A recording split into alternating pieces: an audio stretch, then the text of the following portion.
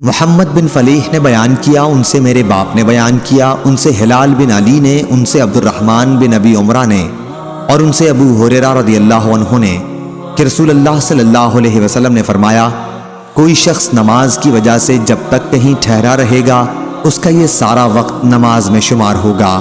اور ملائکہ اس کے لیے یہ دعا کرتے رہیں گے کہ اے اللہ اس کی مغفرت فرما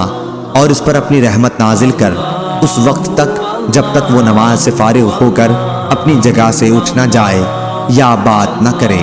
صحیح بخاری حدیث نمبر 3229۔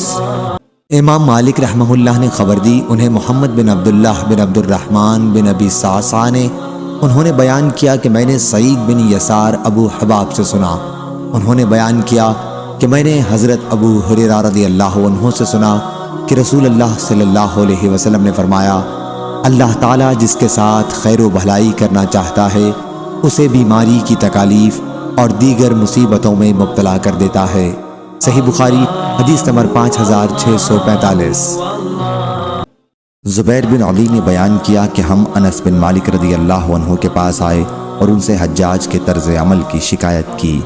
انہوں نے کہا کہ صبر کرو، کیونکہ تم پر جو دور بھی آتا ہے تو اس کے بعد آنے والا دور اس سے بھی برا ہوگا، یہاں تک کہ تم اپنے رب سے جا ملو۔ میں نے یہ تمہارے نبی صلی اللہ علیہ وسلم سے سنا ہے۔ صحیح بخاری حدیث نمبر 7068۔ یعقوب نے کہا،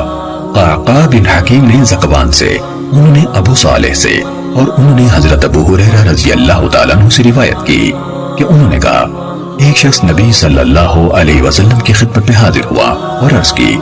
اللہ کے رسول،